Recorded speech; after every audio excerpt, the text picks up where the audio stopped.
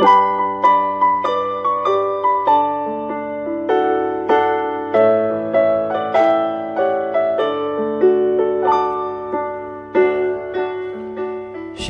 salam sejahtera bagi Bapak Ibu Saudara-saudara, anak-anak yang dikasihi oleh Tuhan Yesus Kristus.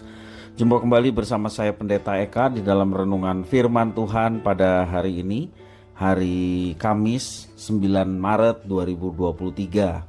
Sukacita dan damai sejahtera dari Tuhan Yesus kiranya menyertai hidup kita sekalian. Puji nama Tuhan. Sampai pada pembacaan firman Tuhan hari ini, yakni kitab Yeskiel pasal yang ke-44. Kiranya firman Tuhan memberkati kita sekalian. Baik, sebelum kita akan merenungkan bagian firman Tuhan bacaan hari ini, mari kita akan berdoa. Tuhan Allah Bapa di sorga, di dalam nama Tuhan Yesus, terima kasih atas kasih dan pemeliharaan Tuhan yang sungguh nyata dan kami alami setiap hari. Dan kami mau terus berdekat dengan Tuhan supaya hidup kami menyenangkan hati-Mu. Firman Tuhan yang menerangi jalan hidup kami. Karena itu Engkau yang mampukan. Ketika kami merenungkan, kami dapat memahaminya, serta Engkau menuntun kami untuk kami menjadi pelaku-pelaku firman dalam kehidupan kami. Terima kasih Bapa, terpujilah nama-Mu. Demi nama Tuhan Yesus kami berdoa. Haleluya. Amin. Saya akan membacakan di dalam Yeskiel pasal 44, ayat yang ke-1 sampai ayat yang ke-16. Demikian firman Tuhan. Kemudian Ia membawa aku kembali ke pintu gerbang luar dari tempat kudus yang menghadap ke timur. Gerbang ini tertutup. Lalu Tuhan berfirman kepadaku, pintu gerbang ini harus tetap tertutup, jangan dibuka dan jangan seorang pun masuk dari situ. Sebab Tuhan Allah Israel sudah masuk melaluinya. Karena itu gerbang itu harus tetap tertutup. Hanya raja itu, oleh karena ia raja, boleh duduk di sana makan santapan di hadapan Tuhan. Raja itu akan masuk melalui balai gerbang dan akan keluar dari situ. Lalu dibawanya aku melalui pintu gerbang utara ke depan bait suci. Aku melihat sungguh rumah Tuhan penuh kemuliaan Tuhan. Maka aku sujud menyembah.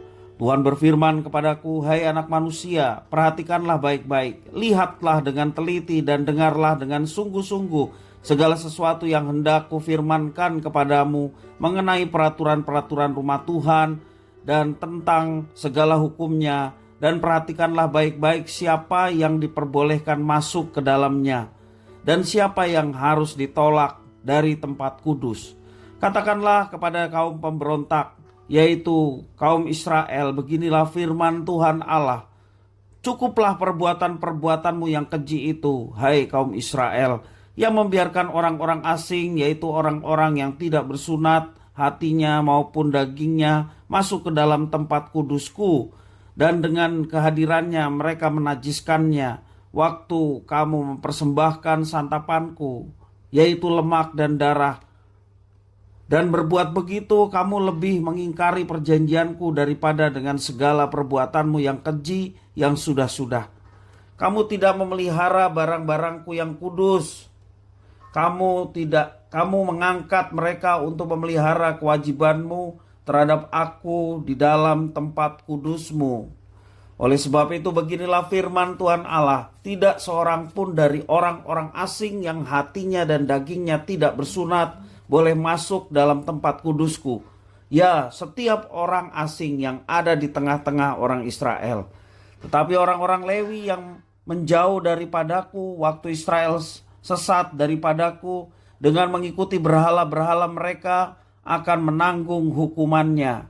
Di dalam tempat kudusku merekalah yang mendapat tugas penjagaan di pintu-pintu gerbang bait suci dan tugas pelayanan di dalam bait suci.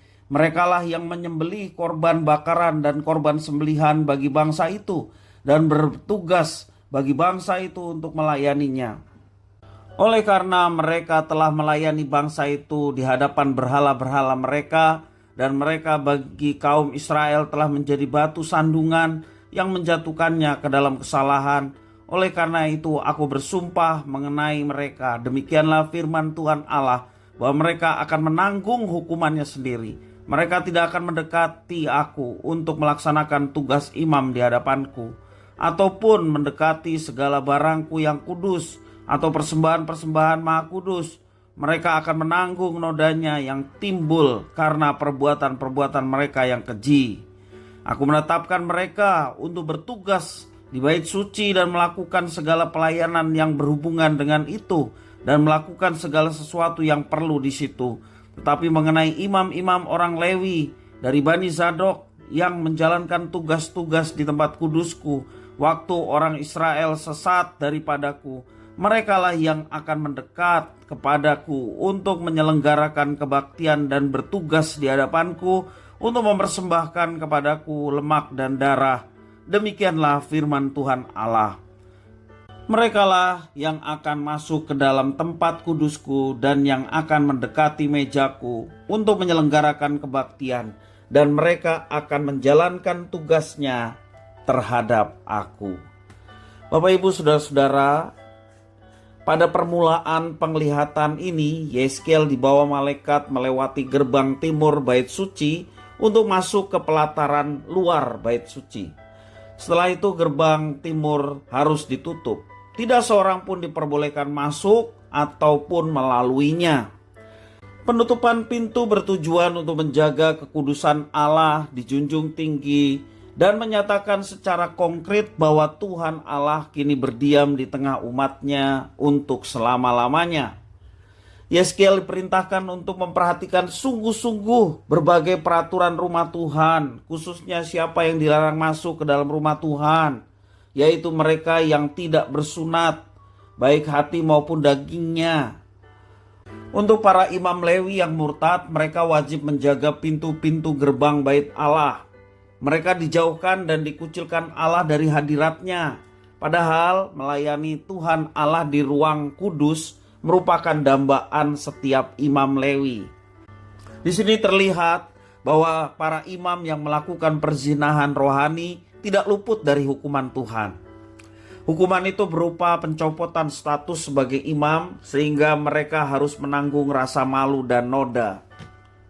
Selanjutnya Yeskiel menguraikan tugas-tugas para imam yang harus dilakukan oleh orang-orang Lewi dari Bani Zadok keturunan Harun. Tuhan mengangkat mereka menjadi pelayannya di ruang kudus, termasuk ibadah dan korban bakaran. Dalam hal ini kita melihat tindakan Tuhan yang menghargai kesetiaan mereka di masa pembuangan. Ketika seluruh Israel termasuk kelompok Lewi telah murtad kepada Tuhan, ada imam-imam yang tetap setia dan tetap berbakti kepada Tuhan. Inilah yang mendapatkan penghargaan dari Tuhan. Dan penghargaan itu bukan untuk menyombongkan diri. Sebaliknya mereka patut merawat dengan sebaik-baiknya penghargaan Tuhan dan juga atas hak istimewa yang Tuhan anugerahkan kepada para imam Zadok ini. Hak istimewa ini menuntut tanggung jawab yang besar dan standar kesucian yang tinggi dari Tuhan untuk para imam yang diberikan kepercayaan untuk menyelenggarakan kebaktian di bait suci. Kita perhatikan di dalam konteks ini Tuhan mengajarkan bahwa umatnya maupun juga para pelayannya senantiasa menjaga kekudusan di dalam melayani Tuhan.